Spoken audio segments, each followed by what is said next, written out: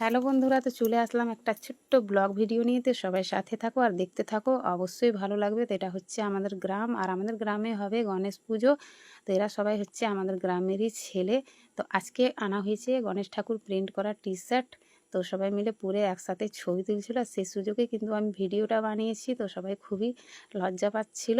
তো বন্ধুরা, তোমাদেরকে কীরকম লাগলো সবাইকে এক টি শার্টে দেখে অবশ্যই জানাবে। আর একজনকে দেখো ওপরে হনুর মতো বসেছিল, তো আমাকে ক্যামেরা করতে দেখে হাই করে দিয়েছে। তো এই যে এখানেই প্যান্ডেল করা হচ্ছে। তো এখনও প্যান্ডেল মানে কমপ্লিট হয়নি, সব লেগে পড়ে রয়েছে। তো আমাদের বাড়ির পাশেই একদম। তো তোমাদেরকে কেমন লাগলো অবশ্যই বলবে কিন্তু বন্ধুরা। আর এটা হচ্ছে আমার পাশের বাড়ির দিদি, দেখো ও হাসছিল কিন্তু।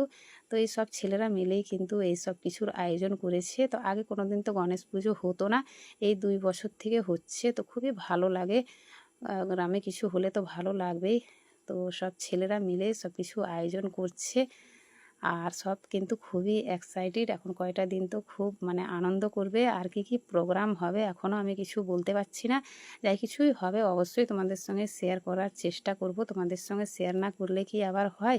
তো দেখো সব খুবই আনন্দ ছেলেরা, এগুলাই দেখতে ভালো লাগে আর কি। তো তোমাদেরকে কীরকম লাগলো বন্ধুরা অবশ্যই জানাবে, আর ভালো লাগলে লাইক কমেন্ট করে পাশে থেকো।